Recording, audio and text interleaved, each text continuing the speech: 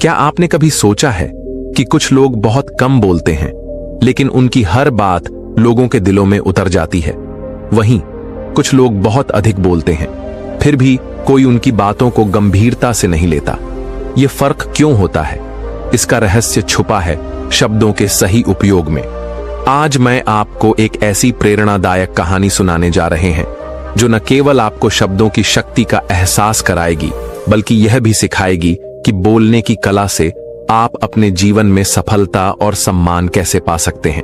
यह कहानी हमें यह भी बताती है कि केवल बुद्धिमान व्यक्ति ही नहीं, बल्कि चालाक व्यक्ति भी वही होता है जो शब्दों का सही प्रयोग करना जानता है। तो आइए इस अद्भुत कहानी को सुनें और सीखें कि कैसे अपने शब्दों की ताकत को पहचान कर हम अपने जीवन को सार्थक बना सकते हैं। एक समय की बात है, हिमालय की घाटी में एक बहुत ही महान बौद्ध भिक्षु रहते थे।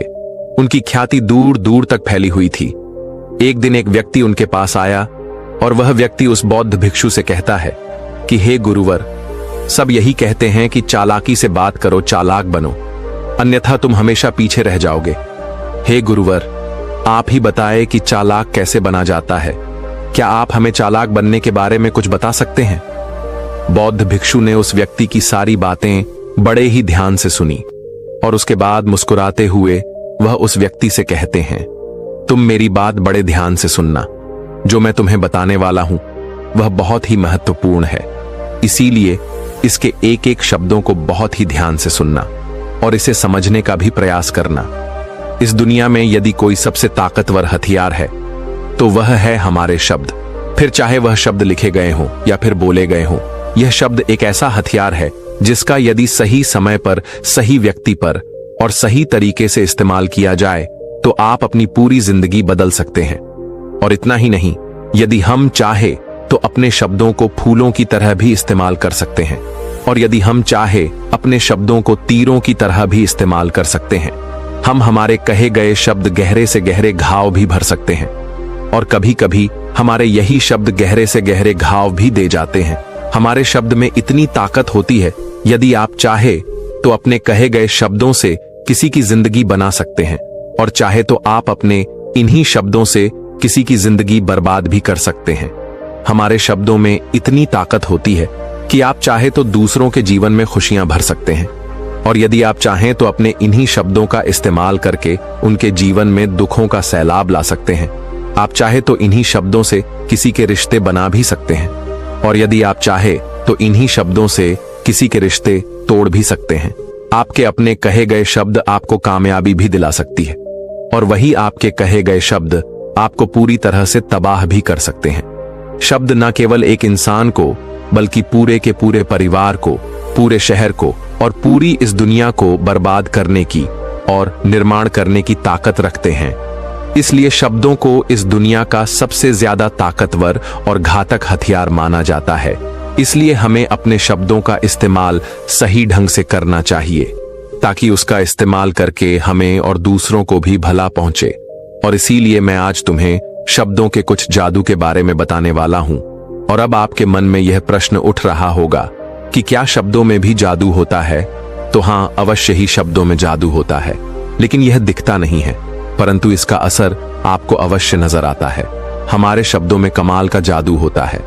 यह चाहे तो रोते हुए को हंसा दे और हंसते हुए को रुला दे। किसी की दुनिया में खुशियां भर दें तो वही किसी की दुनिया में दुखों का सैलाब भर दे। शब्दों में ऐसा जादू होता है जिससे हर इंसान आपकी तरफ खींचा चलाएगा।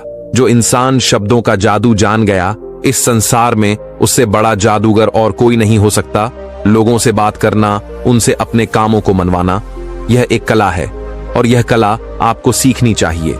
इसके बाद आपको कुछ भी सीखने की कोई आवश्यकता नहीं पड़ेगी। बस आपको बोलने की कला आनी चाहिए।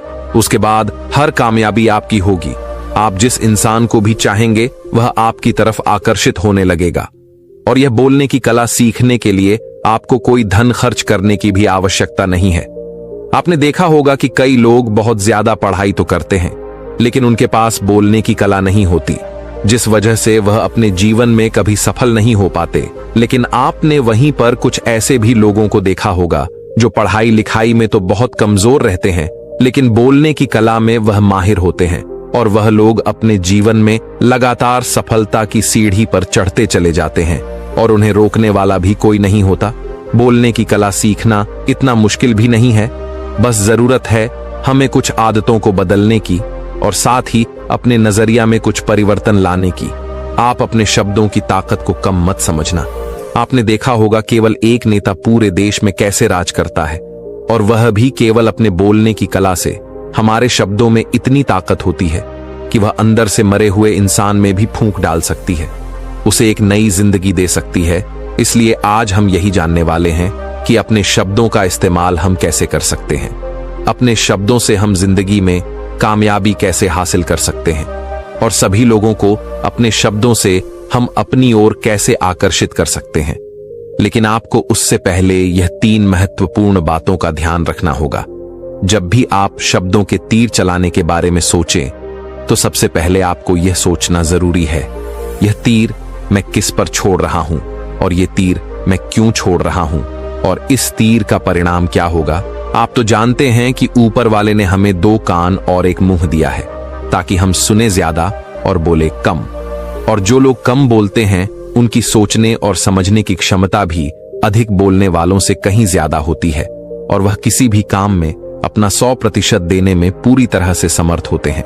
इसीलिए यदि आप भी जीवन में चालाक बनना चाहते हैं, अपने शब्दों का सही तरीके से इस्तेमाल करना चाहते हैं, तो आपको इन 8 बातों को ध्यान देना होगा।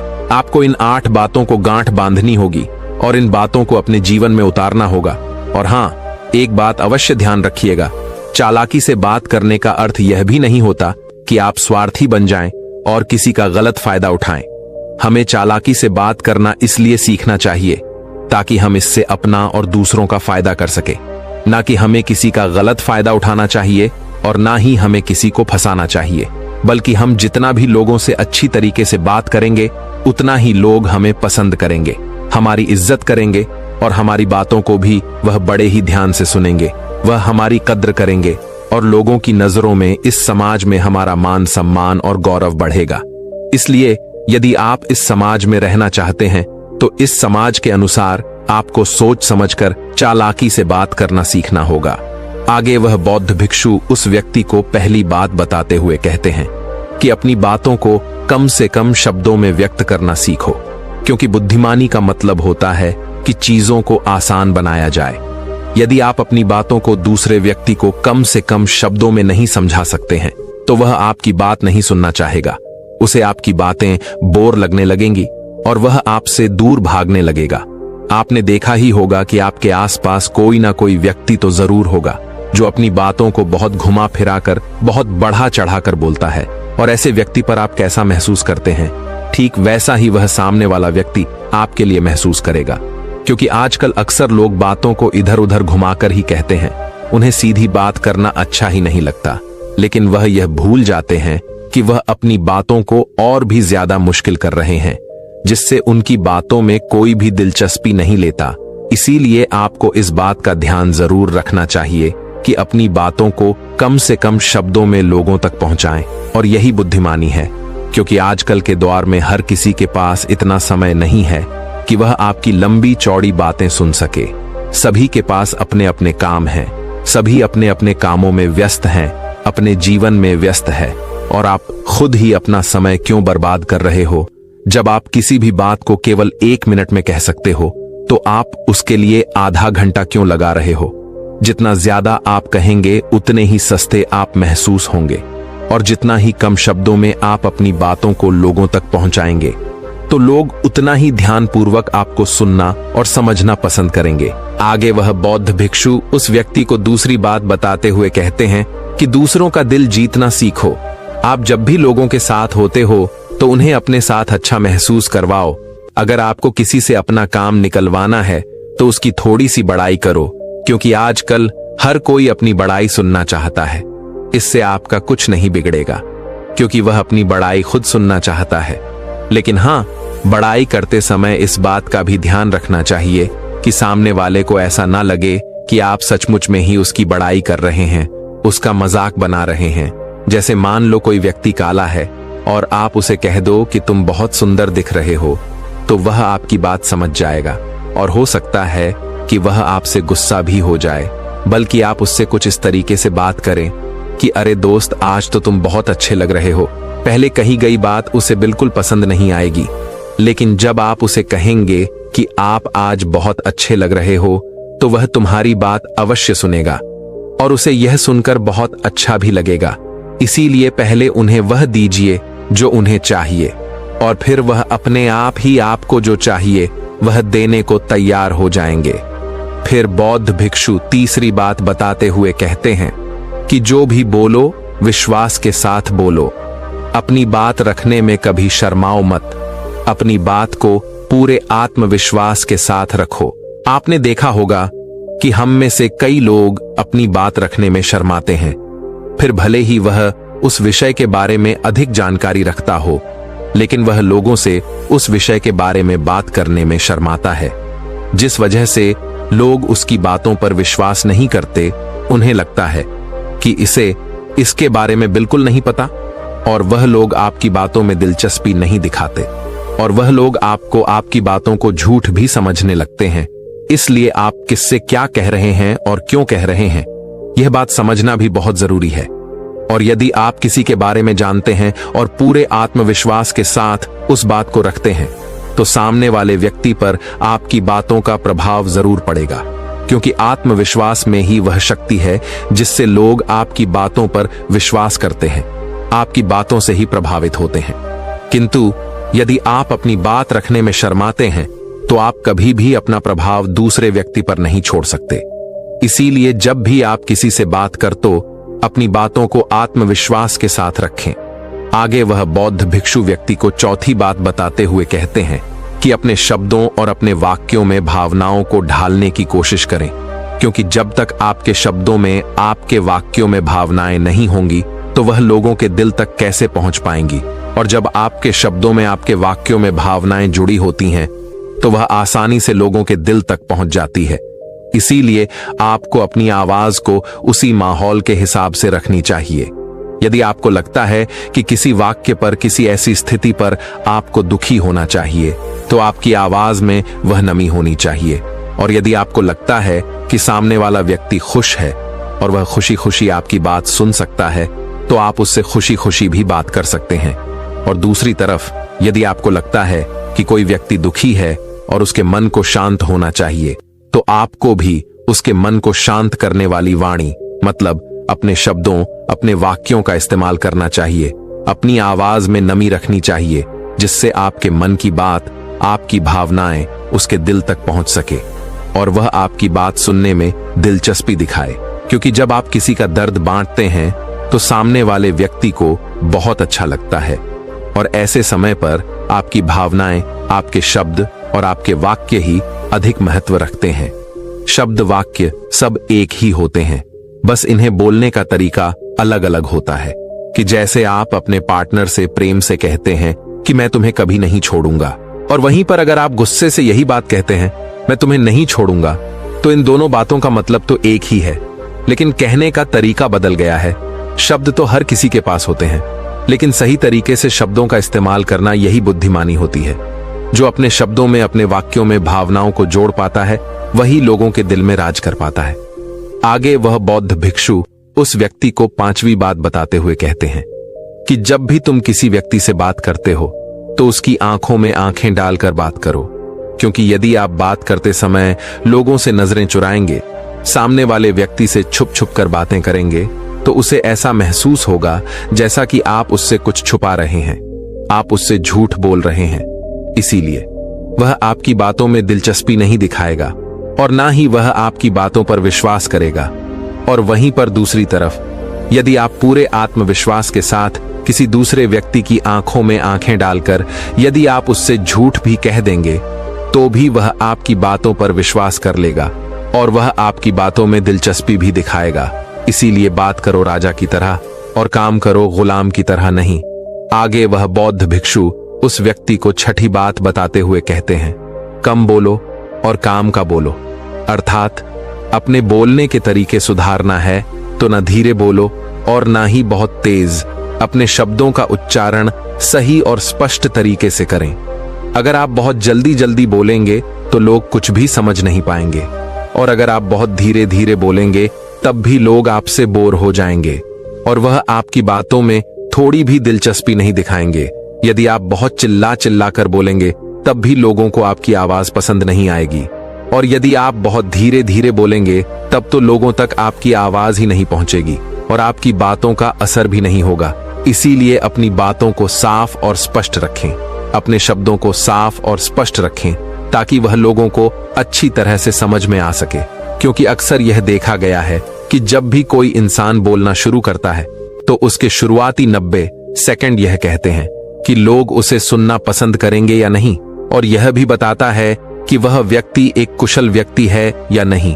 और यदि आप 90 सेकंड तक लोगों को अपनी बातों में रोक सकते हैं और यदि लोग आपकी बातों में 90 सेकंड तक रुचि लेते हैं तो इसका अर्थ यही है कि वह लोग आपकी बातों को सुनना चाहते हैं, आपकी बातों को समझ रहे हैं और वह लोग आपसे जुड़ना भी चाहते हैं।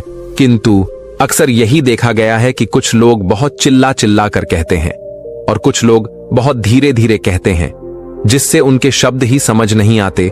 इसीलिए शब्दों को स्पष्ट रखिए। आपको उतना ही आवाज में बोलना चाहिए जितने में आपके विचार सामने वाले व्यक्ति तक पहुंच सके। फिर 7वीं बात बताते हुए उस व्यक्ति को बौद्ध भिक्षु कहते हैं कि लोगों की मदद करना सीखो। जब भी आप किसी की मदद निस्वार्थ भाव से करते हैं तो सामने वाला व्यक्ति भी आपकी मदद करने के लिए अवश्य ही तत्पर रहेगा।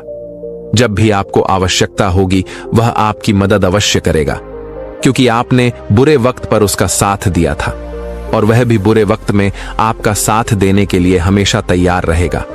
आपने अपने घर में अपने बच्चों को तो देखा ही होगा, जिनका मन बिल्कुल साफ होता है, जिनके मन में कोई भी स्वार्थ नहीं होता, और जब उन्हें कुछ चीज चाहिए होता है तो जैसा आप कहते हैं वह बिल्कुल वैसा ही करते हैं। आप कोई भी काम को उनसे कहते हैं तो वह उस काम को तुरंत ही कर देते हैं। इसलिए निस्वार्थ भाव से लोगों की मदद करना सीखो, जिससे आपके मन को भी शांति मिलती है और आप एक सुकून महसूस करते हैं, और साथ ही आपके सोचने और समझने की क्षमता भी बढ़ने लगती है। 8वीं और आखिरी बात बताते हुए वह बौद्ध भिक्षु उस व्यक्ति को कहते हैं कि इंसान को सुनने की आदत डालनी चाहिए। आपने यह तो देखा होगा कि जब भी आप कोई बात कर रहे होंगे तो इस बीच में आपके सामने वाला व्यक्ति आपकी बात काटकर आपसे कुछ और ही कहने लगता होगा, और कई लोग तो ऐसे भी होते हैं जो अपनी बातों को खुद तक ही रखते हैं। वह अपनी बातों को ही बढ़ा चढ़ा कर कहते रहते हैं। वह तो दूसरों की सुनना भी नहीं चाहते, लेकिन वह यह भूल जाते हैं कि एक सफल व्यक्ति अधिक से अधिक सुनता है, सोचता है, समझता है और उसके बाद ही वह जवाब देता है, क्योंकि इज्जत उसे ही ज्यादा मिलती है जो पूरी तरह से सुनने के बाद कुछ कहता है। इतना कहकर वह बौद्ध भिक्षु शांत हो गए और वह व्यक्ति उस बौद्ध भिक्षु को धन्यवाद करके वहां से चला गया। दोस्तों, इस कहानी से आपने क्या समझा? अपने विचारों को, अपने भावनाओं को एक कमेंट के माध्यम से जरूर बताएं। क्या पता आपके एक कमेंट से किसी का जीवन बदल जाए। धन्यवाद।